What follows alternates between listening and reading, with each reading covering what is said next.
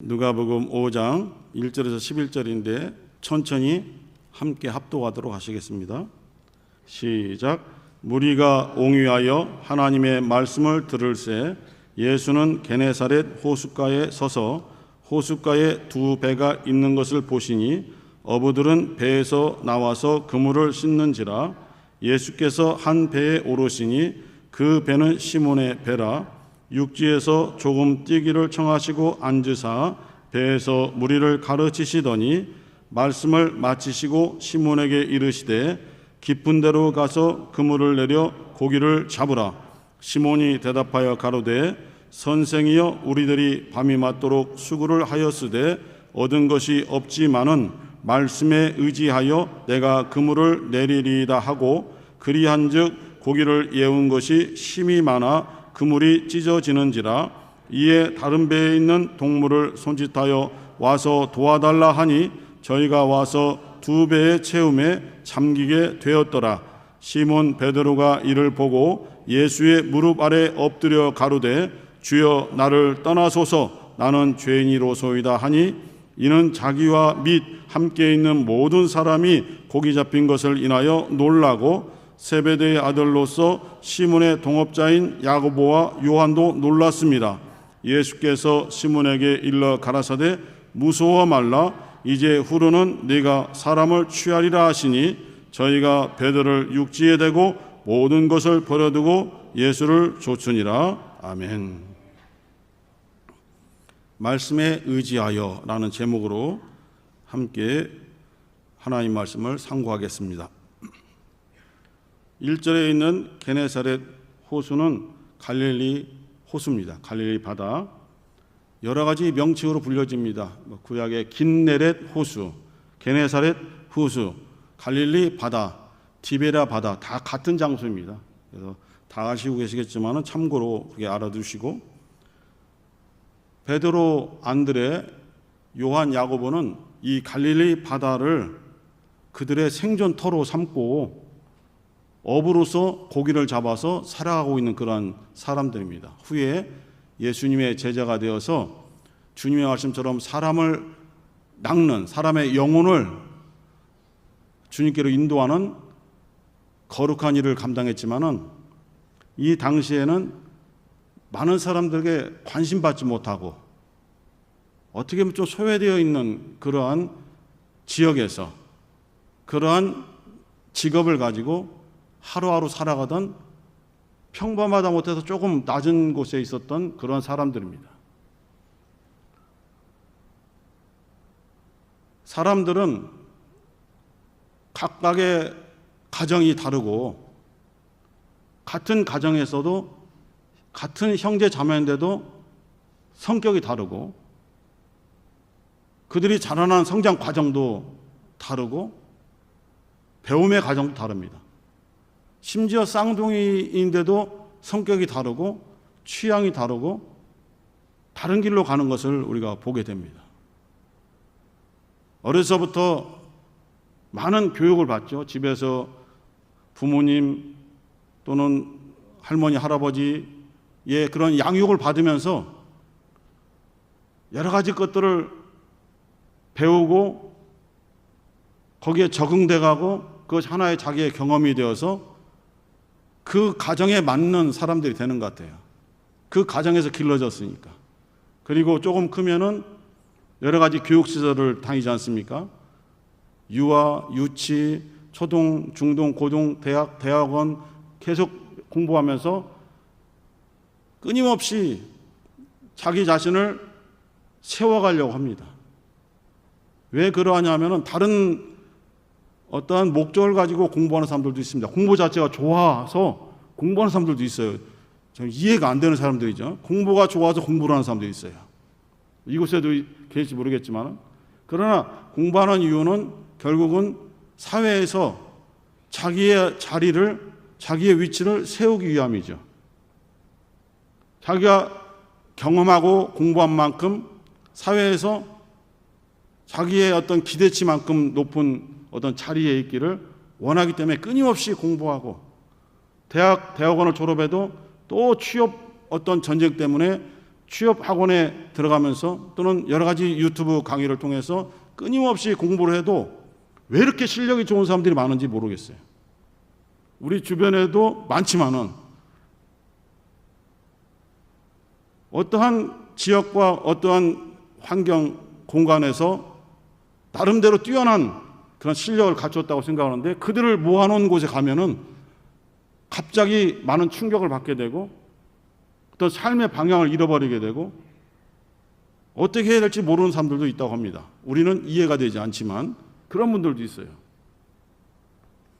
타고난 사람들도 있고 노력을 해서 끊임없이 노력을 해서 어떤 비슷한 경지에 이런 사람도 있지 않습니까? 음악하는 사람도 마찬가지고 부담없이 노력하고 레슨하고 열심히 노력하지만은 처음부터 타고난 사람을 이겨낼 수 없다고 합니다. 그 타고난 사람이 자기의 타고난 어떤 실력대로 그대로 가는 것이 아니라 그 타고난 것을 가지고 또 노력을 하는 거예요. 타고나지 않은 사람이 노력을 한 만큼 더 노력을 하기 때문에 도대체 어떤 경지에는 이룰 수 없다라는 어떤 조모모 성악가의 발언을 듣고 있습니다. 이해할 수 없는 일이 많이 있지만은 이렇게 우리 주변에 이러한 지식과 자기의 경험을 통해서 나라는 사람이 어떻게 갖춰지기 때문에 내가 공부한 것이 맞고 내가 경험한 것이 옳고 그래서 그 지식과 경험을 통해서 눈을 보게 되고 귀로 듣게 되고 입으로 말하게 되는 것입니다. 그런데 내가 그렇게 지식을 갖추고 경험한 만큼 다른 사람들도 나름대로 자기의 그 사람의 환경 속에서 지식을 갖추어 왔고 경험을 가졌거든요. 그래서 나만을 주장하기보다는 다른 사람들의 갖추어진 지식과 경험에 귀를 기울이는 것도 매우 중요하거든요. 그런데 우리 사회 곳곳에서 이것이 충돌로 나타나거든요. 나만 옳다는 것입니다. 내가 가진 지식이 더 뛰어나고 내가 경험해온 이 모든 것들이 옳고 좋은 결과를 가져오기 때문에 너희들은 나의 지식을 듣고 나의 경험을 듣고 나를 신뢰해야 된다 라고 주장하는데 이쪽 사람도 마찬가지거든요. 이쪽 사람도 충분히 많은 지식을 갖추었고 많은 경험을 갖춰서 절대로 이 사람의 말에 동의하지 않습니다. 또 자기의 주장을 하게 되는 것이죠. 그렇기 때문에 사회 곳곳에서 갈등이 일어나고 싸움이 나는 것이죠. 그렇다면 교회는 어떠냐? 교회도 마찬가지입니다. 왜냐하면 사람들이 모여있기 때문에 세상의 지식을 떠나서 교회 안에서 신앙생활하면서 얻어진 말씀에 대한 지식, 신앙 여러 가지 경험, 체험들이 각각 다 다릅니다. 똑같은 공간에서 똑같은 지도자의 말씀을 배워도 각 사람이 다 다르게 그 지식을 받아들이기 때문에 다르게 성장해요. 다른 모양으로 열매를 맺어요. 각각 다른 신앙의 어떤 영적인 체험을 가지고 있습니다. 같이 생활을 해도. 그래서 어우러지기가 힘든 것이 또한 우리 교회 공동체라고 볼 수가 있습니다. 서로 다르고 서로 지식의 차이가 다르고 경험의 어떤 분량들도 다르고 다양하거든요. 그런데 주님께서는 이렇게 다양하고 정말 상이한 지식을 가지고 서로 다른 가치관을 가진 사람들을 불러 모으신 것이 우리로서 이해가 되지 않는 거예요. 왜냐하면 같은 사람만 좀 모아서 하면 좋을 텐데. 여성분들이 싫어하는 얘기를 좀 해야 되겠습니다. 뭘까요? 군대에서 축구한 얘기겠죠. 20대 초반에 꿈 많던 시절에 어쩔 수 없이 우리나라는 군대를 가게 됩니다. 군대계 뭐 싫어하시겠지만 그 군대라는 것은 내가 원하는 사람들끼리 모아서 함께 생활하는 동호회가 아닙니다. 내가 이과에 진학하겠다 해서 간 그러한 과도 아닙니다. 강제적으로 나라에서 석권했거든요. 별 사람들이 다 모이거든요. 전국에서. 참 힘든 시간 생활이었죠. 그래서 결심하기를 너희들 사회에 나가서는 절대로 내가 너희들을 아는 척 안 하겠다. 결심을 했고 그렇게 실천을 살아가고 있습니다. 제대 후에 전화가 와도 누굽니까? 라고 모른 척이에요. 왜냐하면 고통스러운데 또 아는 척이에요. 참 어렵죠. 그러한 삶이 군대라는 공간뿐만 아니라 어려운 곳이 많이 있어요. 우리가 교회를 택하잖아요. 나는 이 교회 다니겠다, 저 교회 다니겠다, 저 교회는 더 좋은 것 같아. 그러나 교회라는 겉의 모습은 다르게 보여지고 아름답게 보여질 수 있습니다. 그러나 우리가 흠모하는 교회, 유튜브에서 상당히 이슈가 되는 교회도 들어가면은 사람들의 모임이거든요. 사람들의 모임은 다르지가 않아요. 조금씩 방향은 다르지만은 다 갈등이 있고 다 어려움이 있고 힘들어요. 사람은 1000명, 성도들이 2000명, 3000명이 되는데 항상 똑같은 말이 뭐예요? 일할 사람이 없다고 똑같이 얘기합니다. 어느 교회 지도자나 똑같이 우리 교회는 일할 사람이 없어. 그러니까 한번 자원하고 참고 주님의 말씀에 순종하며 일하는 사람들만 죽도록 충성하는 곳이 교회입니다. 찾아보면 그 사람밖에 없어요. 그 사람에게 또 직분을 부탁하게 하고 또 직분을 부탁하니까 어떤 어려움이 오게 되니까 왜 나만 시키는 거야? 왜 나에게만 자꾸 이러한 직분이 주어지는 거야? 도저히 힘들어. 더 이러면 저도 못합니다. 하면서 스트레스를 받게 되는 것이죠. 영적인 스트레스를. 그러한 베드로 앞에 지금 주님이 말씀하시는 겁니다. 베드로뿐만 아니라 그 4명의 베드로, 안드레, 요한, 야고보, 이들은 갈릴리 바다라는 그 공간에서 어느 때인가부터도 모르겠지만 아마 어려서부터 부친을 따라서 어부 생활을 했을 겁니다. 그 갈릴리 바다에서 부모로부터 받은 또 선배로부터 받은 지식이 많이 있습니다. 기후라든가 물의 조건이라든가 고기를 잡는 법이라든가 이런 때는 이렇게 내려야 되고 이런 때는 그물을 저쪽에 내려야 되고 이런 때는 얕은 곳에서 어떤 때는 깊은 곳에서 이거 수도 없이 배우게 되고 또 직접 고기를 잡으러 그물을 던지면서 이때는 이렇게 하는 것이구나를 스스로 몸을 체득하게 됩니다. 그러면서 자기의 고기 잡는 노하우가 딱 잡히는 것이 어부죠. 그래서 어부들은 절대로 다른 사람 말을 듣지 않습니다. 왜냐하면 자기의 노하우가 있거든요. 자기의 신조가 있거든요. 자기의 신념이 있거든요. 갈릴리 바다를 얼마나 잘 알겠습니까? 거기에서 어려서부터 계속 살아왔고 고기잡이를 해왔는데 얼마나 잘 알겠습니까? 갈릴리 바다에서 고기 잡는 지식에 대해서 얼마나 많이 쌓여져 있겠습니까? 또 얼마나 많은 경험을 가졌겠습니까? 그러한 베드로에게 예수께서 고기 잡는 법을 가르쳐 주시는 것이죠. 이게 받아들일 수 있습니까? 전혀 다른 영적인 것을 가르쳐 주면은 새로운 것이다. 내가 전혀 알지 못하던 것이다 라고 그렇게 인정하고 받아들일 수 있는데 지금 주님께서는 베드로에게 고기 잡는 위치와 고기 잡는 방법을 가르쳐 주시는 겁니다. 우리의 생활 속에서 우리의 살아온 인생 속에서 주님께서 여러분에게 말씀을 주실 때가 있습니다. 그래서 내가 경험하지 못한 것을 가르쳐 주시거나 인도해 주시면은 기대감과 소망 가지고 기도하면서 그 새로운 곳에 들어가게 되죠. 새로운 지식을 주시면은 귀담아 듣게 되고 이것이 무엇인가 하고 집중하게 됩니다. 그러나 베드로가 지금 부딪히는 현장의 그 상황처럼 이미 알고 있는 지식, 이미 내가 살아온 삶의 현장 속에서 경험했던 많은 것들을 전혀 다르지 않게 지시를 하시는 것이죠. 전혀 다르지 않게 그 방법을 제시하는 겁니다. 그 방법을 모르는 것이 아니고 알고 있고 이미 수도 없이 해본 우리들이거든요. 우리들에게 그렇게 말씀을 주실 때 우리는 이것은 주님께서 주시는 말씀이 아닐 것이다 라고 생각하게 되는 것이죠. 이건 주님의 말씀이 아니야. 이거는 내 속에서 나오는 그냥 나의 생각일 수도 있어 라고 하면서 주님의 음성을 무시하는 경우도 우리가 모르는 사이에 많이 무시했을 수도 있습니다. 그러나 주님께서는 계속해서 우리의 심령을 두드리시면서 볼지어다 내가 문 밖에 서서 두드리노니 누구든지 나의 음성을 듣고 문을 열면 내가 들어가서 그와 더불어 먹고 그는 나와 더불어 먹게 되리라 하고 요한계시록 3장 20절에서 말씀을 주셨습니다. 왜 주님께서 그런 말씀을 주시는가? 주님의 음성을 듣지를 못하고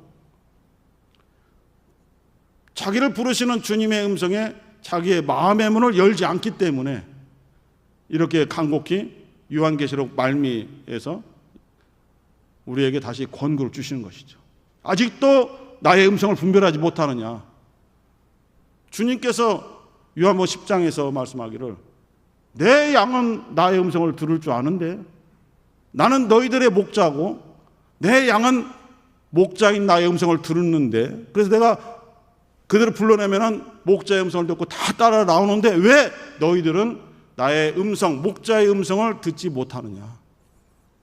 들었어도 왜 따라 나오지 않느냐? 왜 너희들의 경험 속에 갇혀 있어서 너희들의 지식 속에 갇혀 있어서 왜 그것을 깨트리지 못하느냐? 문을 열지 않느냐?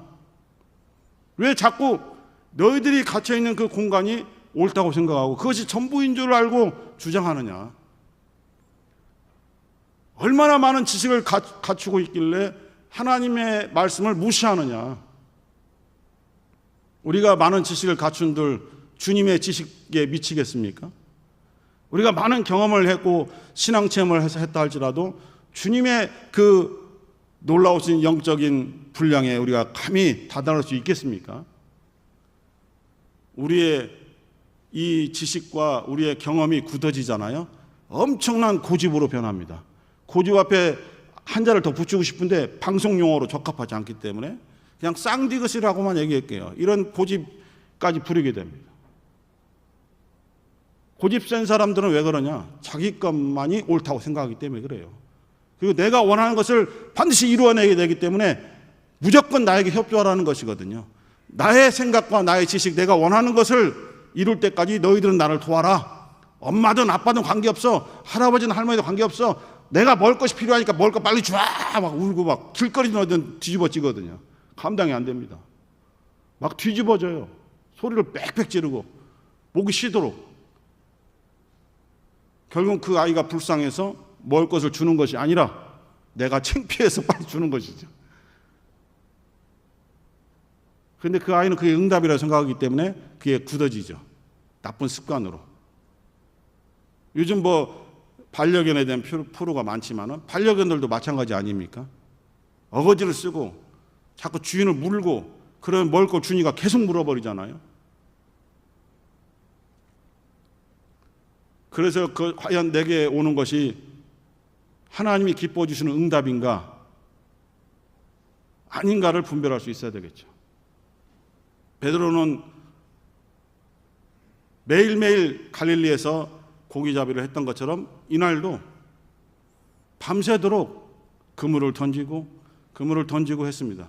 서투른 것도 아니고 능숙한 갈릴리의 어부입니다. 능숙한 그물질입니다. 참 고기를 잘 잡는 사람이죠. 하지만 이날은 완전히 실패했어요. 자기의 목적, 자기의 열심, 자기의 어떤 비전이 다 실패해버렸어요. 다 쏟아놨지만 실패해버렸어요. 아무것도 없어요. 결과가 없어요. 이런 상황 속에서 주님께서 오셔서 베드로에게 하신 말씀이 뭐냐면 너 깊은 데로 가서 그물을 던져봐. 우리에게도 이런 말씀을 주십니다. 방금 힘들게 모든 것을 다 소진하고 돌아왔는데 다른 방향이 아닌 그 방향으로 다시 가서 열심을 내라고 합니다. 그러니까 이것은 아닐 것이다 하고 엄두를 내지 않죠. 근데 베드로의 대답이 누가복음 5장 5장에서 지금 나의 현실은 이렇습니다. 지금 내 상황은 밤이 맞도록 수고를 하였습니다. 그래서 얻은 것이 없습니다. 진실한 자기의 고백이고 자기의 상황을 완전히 깨닫고 주님 앞에 고백했어요. 지금 나는 이렇습니다. 이렇게 노력을 했었고 하지만 이런 결과로서 아무것도 얻은 것이 없습니다. 이것이 저의 경험이고 이것이 저의 지식이고 지금의 상황입니다.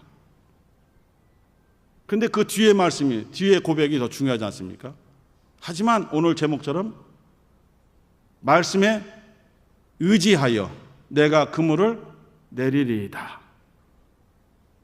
이 환경에 어려움과 아무런 결실이 없는 곳에 다시 나를 집어넣어 그곳에 가서 일하라 하시는데, 내 경험으로는 안 됐지만은, 내 지식으로는 이미 실패했지만은 주님께서 말씀하시오니 그 말씀을 의지해서 그렇게 하겠습니다 하는 것이 바로 믿음이라 이것입니다.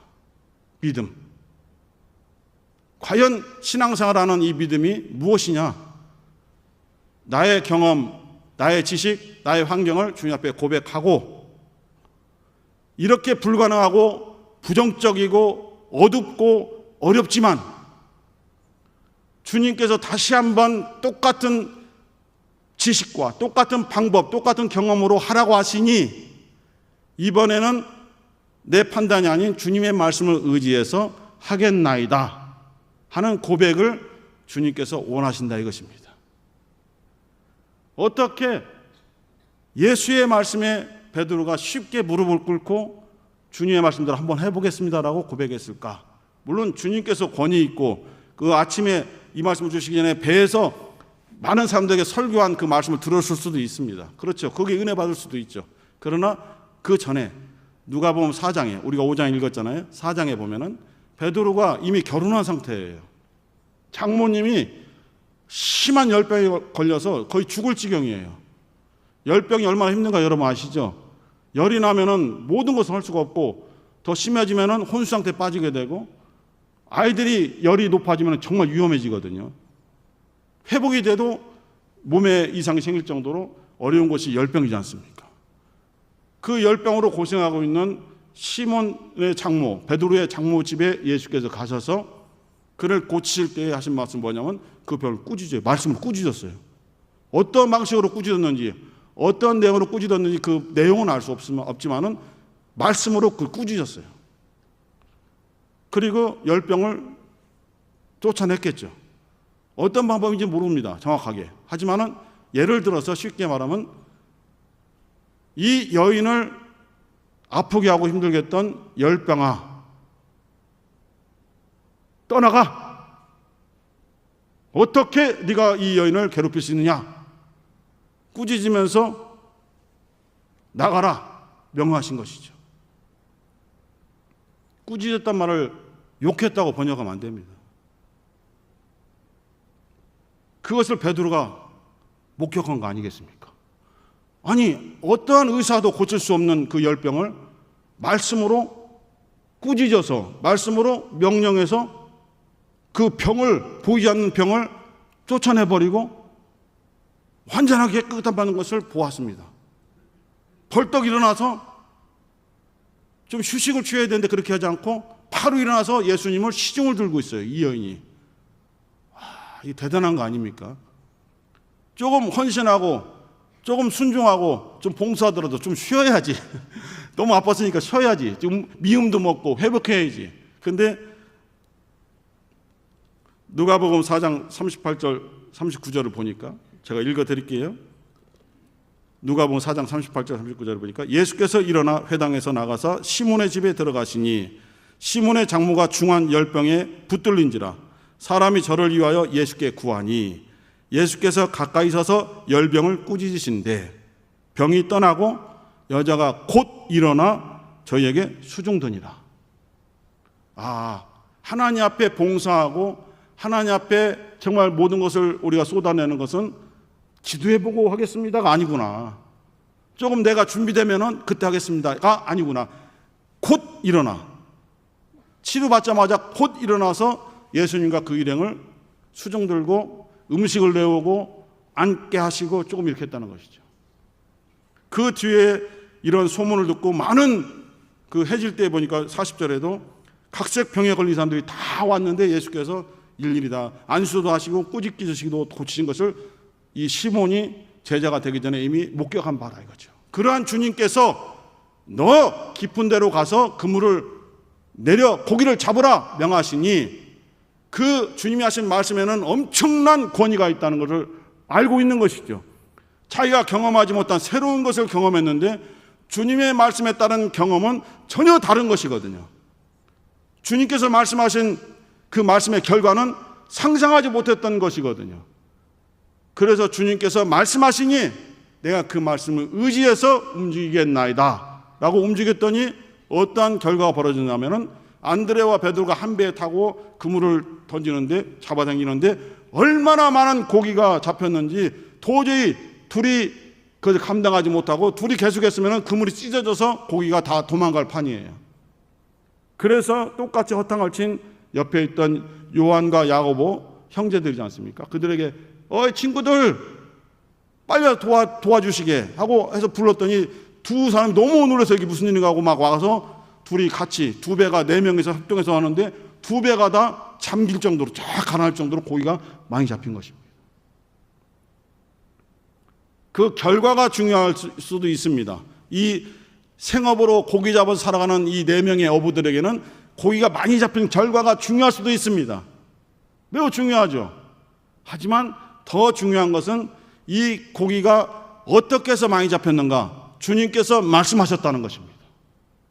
우리에게 많은 이적이 나타날 수 있고, 많은 응답이 나타날 수 있고, 많은 결과가 나타날 수 있고, 우리가 노력했지만 안 되는 것을 주께서 말씀하셨을 때에 전혀 생각지 못한 결과가 풍성하게 나타날 수가 있을 때에 그 결과를 보고 주님 앞에 무릎 꿇고 감사할 수도 있으나, 우리가 믿음이 깊어진다면 그 결과를 가져오게 한 주님의 말씀을 우리가 마음에 받고 저희 가정에 말씀을 주시니 감사합니다.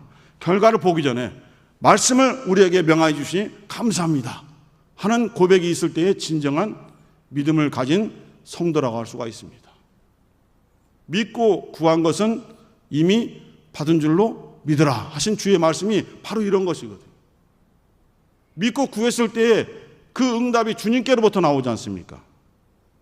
주님께로부터 나오는 것을 믿고 구했으니 결과를 보고 인정하지 말고 너에게 말씀을 주셨을 때 인정하라는 것이거든요. 말씀을 의지한다는 것은 주님께서 말씀하셨을 때 그 말씀을 완전히 모셔드리는 것이죠. 내 마음속에. 그리고 이러한 능력을 가지고 이런 말씀을 주신 주님과 제가 함께 있을 수 없으니 주님 앞에 제가 더 드러나니 주께서 제 앞에서 떠나주시기를 바랍니다 했을 때 주께서 아니다. 나는 너를 붙잡아 나의 일꾼으로 쓰고 싶다. 내가 이러한 표적을 보여준 그 까닭이 있다는 것이죠. 그냥 고기를 헛당친 사람들이 네 사람뿐만 아니지 않습니까? 많은 사람들이 있을 거 아닙니까? 그러나 이 사람들에게 이러한 표적을, 이적을 주신 것은 그들로 하여금 사람의 영혼을 구원하는 일에 쓰시려고 이것을 그들에게 허락해 주신 것입니다. 말씀을 받고 그 결과만으로 만족하지 말고 거기에 갇혀서 또 하나의 다른 자기만의 지식으로 갇히지 말고 자기만의 경험으로 갇히지 말고 왜 하나님께서 이러한 말씀을 우리에게 허락해 주셨으며 왜 이러한 놀라운 결과를 우리에게 주셨는가, 그 너머를 볼 수 있어야 되는 것입니다. 주님께서는 이 놀라운 열매를 통해서 무엇을 이들에게 주신 겁니까? 바로 사람을 구원시키는 영혼의 구원을 위해서 쓰임받는 전도자로, 복음 전도자로 이들을 세우시기 위해서 이러한 이적을 보여주신 것이죠. 그래서 그 이후에 마태복음에서는 이런 이적 다음에 예수께서 다니시다가 베드로 안드레를 보시고 나를 따라오너라 하니까 이들이 두말하지 않고 따라가지 않습니까? 요한 야고보에게 나를 따라오너라 하니까 아버지까지 놔두고 따라오지 않습니까? 왜냐하면 이런 표적을 통해서 주님께서 원하시는 것이 무엇인가를 이들은 마음속에 두고 있는 것이죠. 마음속에 두고 있는 것입니다. 처녀 마리아에게 메시지를 천사를 통해서 주실 때에 너에게 잉태된 자는 성령으로 잉태된 것이고 그의 이름을 예수라고 너는 불러야 될 것이다. 왜냐하면 그 예수란 이름은 저희 죄에서 구원하는 이름이다. 그리고 그는 임마누엘이라고 불려지게 될 것이다. 하나님이 함께 하시는 분이라고 불려지게 될 것이다. 를 들은 다음에 마리아는 그 마음을 평생 마음에 두고 공생이 때로부터 그를 지켜보며 따르면서 십자가 밑에서도 예수를 보고 기도하고 있는 마리아의 모습을 보게 됩니다. 우리는 주님의 말씀을 받았을 때에 그 말씀에 대한 응답이 나타나면은 아니 지워버리고 사는 것이 아니라 이미 응답을 받았을지라도 그 주신 말씀을 마음에 받아두고 이것을 묵상하고 그래 내가 이렇게 어려울 때에 주님께서 나를 부르신 나는 기억이 있어. 난 경험이 있어. 이 말씀을 놓치지 말고 이 말씀 마음에 간직하고 이 말씀을 통해서 주님께서 나를 통해서 이루시는 것이 무엇일까 소중하게 생각하면서 기도하면서 함께 주님의 길에 동참하는 것이죠. 주님이 우리를 부르신 이유는 분명히 있습니다. 옆에를 보시면은 나보다 똑똑하고 훌륭하고 좋은 지식과 좋은 환경 가진 분들이 너무너무 많습니다. 정말 많습니다. 너무너무 많아요. 그런데 왜 저에게 감동을 주십니까? 하고 많은 사람들 중에서 왜 저에게 주의 말씀을 들을 때 가슴이 떨리게 하고 왜 주체할 수 없을 정도의 주님께 대한 고백이 나오게 만드십니까? 왜 그럴까요? 주님께서 여러분을 통해서 하시고자 하는 뜻이 있다는 것이죠. 우리의 기준과 우리의 판단과는 전혀 다른 각도에서 우리 하나님은 우리를 보고 계시다는 것, 우리를 쓰고 싶어 하신다는 것, 그것이 너무 감사한 거 아닙니까?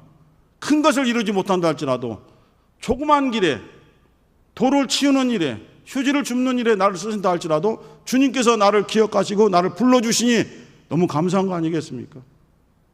아무것도 알지 못하는 어린 나귀가 자기 등에 주님을 태웠던 그 모습을 보십시오. 그 어린 짐승이 이 상황을 알겠습니까? 전혀 모르는 것이죠. 그렇게 인격도 없고 상황도 파악하지 못하는 짐승까지도 하나님께서 쓰시는데 우리는 얼마나 하나님께 귀한 존재입니까? 우리가 얼마나 어려운 환경 속에서 이렇게 믿음을 지켜왔습니까? 우리에게는 각각 모든 우리 사랑하는 성도들에게 주님의 부르심이 있다고 확신합니다. 말씀을 의지하시면서 여러 환경 속에서 여러분의 가정 환경 속에서 승리하는 삶을 사시기를 주님의 이름으로 축원합니다. 함께 기도하시면서 주님 부족하나 주님께서 말씀을 주시니 감사합니다. 우리가 내 방식대로 살아왔으나 아무것도 얻은 것이 없지만 주님 말씀하시오니 말씀을 의지하여 하겠나이다. 이렇게 고백하며 기도하겠습니다. 주여 한번 부르시고 기도합니다. 주여!